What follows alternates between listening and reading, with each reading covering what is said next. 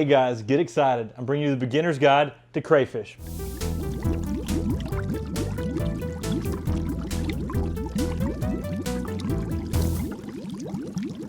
Hey guys, I'm Tim from colorcrayfish.com. Today I'm bringing you the beginner's guide to keeping Procambarus alleni and Procambarus clarkii, some of the most colorful crayfish that you can find in the aquarium hobby. Guys, there are so many crazy, awesome color morphs when it comes to these awesome crayfish. That's one of the reasons I love them so much. We're starting out with something like right here behind me I've got a blue dragon, which is a dark blue that's got white across the back.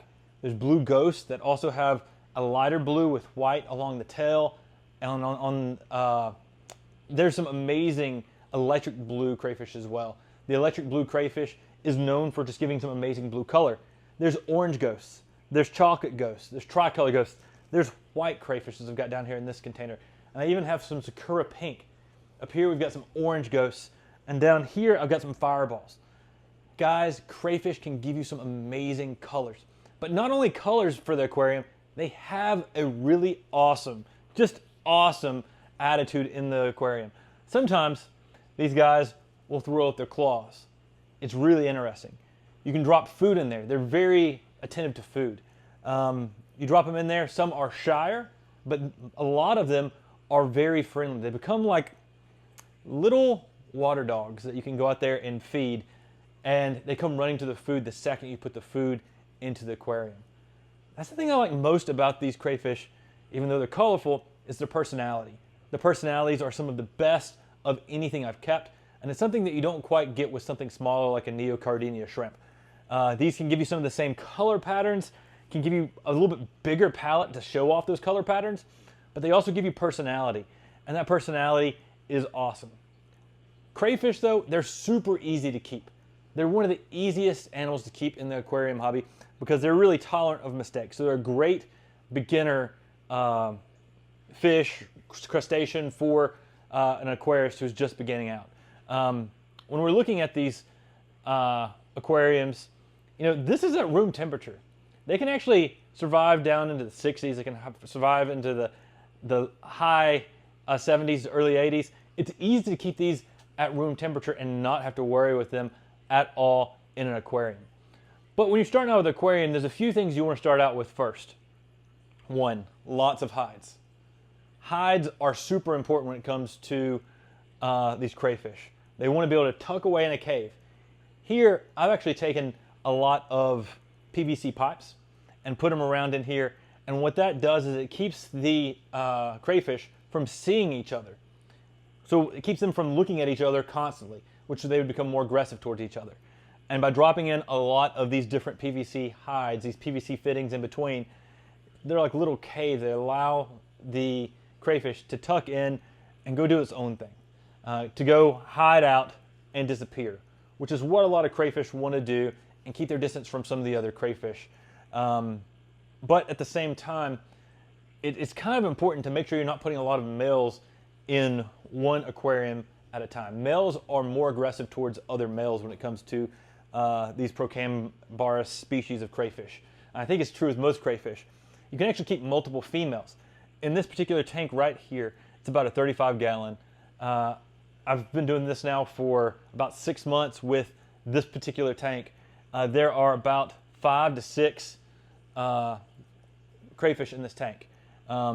There is about 3 of them that are white Procambarus alleni females, and then there's 2 Procambarus blue dragons in here that are females, and 1 male.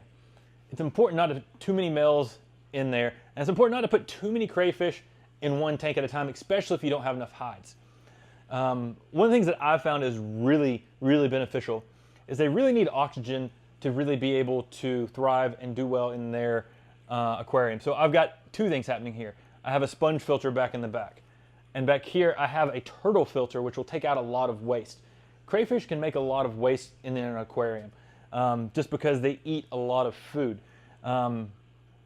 And making sure that you have these 2 different sources of cleaning the water and putting oxygen in the water, I think that's critical. But one thing to keep in mind too is that sometimes the worst case scenario can happen when all of a sudden the bubblers go out, the filter gets clogged up. That's why I've got these fake plants sticking up through here on this other side. That allows the crayfish to be able to crawl up to the top and actually get oxygen out of the water here. I think that's important for most crayfish tanks. The other thing that's really important is making sure you have this sealed off so that the crayfish can't get out. They can climb up a lot of things. They can actually grab on with their hook, with their claws, and pull themselves up to places you wouldn't even consider that they could do. If you notice, I've got this tank filled up to about 3/4 of the tank. But I also have a lid on top of this aquarium, especially covering the back of the aquarium where the tubes come in for the bubble filter, for the air filter, and also the wire for the turtle filter that I have on this tank. I think that's going to be something that's really important because crayfish notoriously can climb out of your aquarium.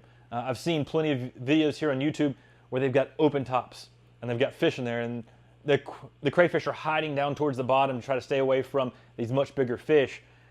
At some point, that crayfish is going to climb out of your aquarium, especially if you have plants coming and overflowing off the top of your aquarium.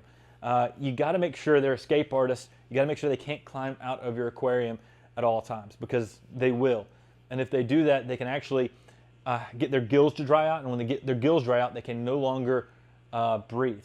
So make sure that they can actually breathe while they're out of water as long as there's humidity, as long as there's moisture on those gills. They're totally fine at breathing. But if they stay out of and run around your house, those gills are going to dry out. If you find them too late, it can be an issue. Keep those lids on top of your aquariums. Guys, these things are super easy to feed. What do I feed them? Well, years ago, I started the business. The actual business for colorcrayfish.com is called Amazing Axolotls. I had a lot of extra axolotl food around. It's high in protein, sinking pellets. That's a great thing to feed these crayfish. I do like making sure that you also supplement their food with something that has lots of calcium. Calcium is important for these crayfish so that when they're actually molting, they can emerge from their shell successfully. Crayfish, they actually get bigger as they molt. So after every molt, they actually get a little bit larger. And you'll see if one loses its limb, it starts to regenerate after a molt and starts to get bigger and bigger after each molt after that. But lots of things you can feed. Sinking pellets are some of the easiest things to feed these crayfish because you can drop them in and the crayfish run right to it. They'll go through and grab those pellets. Other things that are fun to feed crayfish: grapes, fruits, vegetables, especially blanched vegetables. If you boil them for a little bit and you can drop them in there, making sure that they're totally clean, make sure they're washed free of pesticides and insecticides. These things love to eat vegetables and fruit. In fact, if you have plants in the aquarium, live plants, they'll eat most of your live plants in the aquarium. So do be aware that they can really go through and eat a lot of live plants in an aquarium. One live plant they don't eat is anubias. So keep that in mind. Anubias are an amazing plant if you want to do live plants in an aquarium setting for crayfish. But these things can eat almost anything that you've got. If you've got a fish that's died in one of your other aquariums, they'll eat it. They're great garbage disposals. The one thing you don't want to do is overfeed these crayfish, because with overfeeding becomes, they're going to be eating that and digesting it and then pooping it out. And then what you've got here in the water is a lot of nitrogen. That's one thing that can go wrong with crayfish, is if you get a situation where there's too much nitrogen in the water. Too much nitrogen can cause a problem in any aquarium, and that's the same with these crayfish. They're really adaptable though, and they can handle those problems better than almost any other thing that you have in the aquarium trade. They are crayfish. They can handle murky waters. They can handle bad living conditions. We don't want to give that to them though. We want to give them nice, clean water. I'm actually on a well here, so I don't have to use dechlorinator. I've tested my well.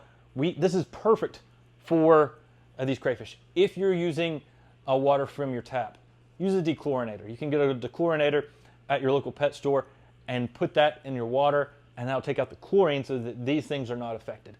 It's really important to think about these crayfish as these would do fantastic in the wild by themselves, but you are now taking care of them, and you got to remember that. That means you're going to have to remember to go around and feed them. You're going to have to remember to make sure that they've got oxygen in their water. You have to make sure that those filters get cleaned out. These here, about once a month. It's not a long period of time, not something that takes a lot of time to do either. And I actually do 30% water changes once a month on these aquariums. And so I take out 30% of the water, fill it back up, put 30% of the water back in. They're super easy to keep. And that's the reason I love these crayfish. They've got personality. You can feed them about anything. They're super durable for beginners. And if you plan right, these things are amazing. Now, there are some animals that you can put in with your crayfish, but do be wary that many of your animals that you put in here could then become food for your crayfish. Things I don't use are larger fish. Larger fish can eat on the crayfish. To me, the crayfish are the most important things. But what I do like using are live-bearing fish, something like guppies. Those are excellent options to add some fish in the aquarium and then allow them just to go around, swim around, they'll multiply, and every once in a while a fish may get eaten. They may become extra food for the crayfish. But in doing so, you're also adding nitrogen to each aquarium when you add those guppies, when you're adding those live bears. So keep that in mind. The other thing I like adding in here are snails. Some snails, like mystery snails, fantastic. I'll put some mystery snails in here and allow them to just go around, clean up some of the extra debris in there, and try to keep things open. Sometimes those too become food for these crayfish. They'll eat a lot. And that's the thing that's so fun and exciting to do. You drop a grape in here, and they will literally chase the grape around the aquarium. It's almost like a ball they're playing with as they're eating on it. It'll just start rolling around the aquarium. It's super fun to watch. Crayfish, they're nocturnal. But the great thing about them is you drop food in there and all of a sudden everything changes. They come out, they're alive. This blue dragon's coming out right now, right towards my hand, because he knows often when he sees me, it means food. That is one of the most exciting things about these crayfish. They love coming out, they love seeing you, and they become this pet that's attracted to you when you walk to the aquarium. I think that is an important part of what you're looking for in a pet for your aquarium. And they're so darn easy to keep. Guys, I hope you enjoyed this video on color crayfish. I've got a huge assortment of these different crayfish available right now on colorcrayfish.com. We ship directly to your door. Now, if you're wondering, like, how do I ship these things? Guys, I've seen it all done wrong. I've seen it where they get drowned, but I've seen one of the easiest ways to ship to you is shipping to them in a plastic container with a sponge in a bag.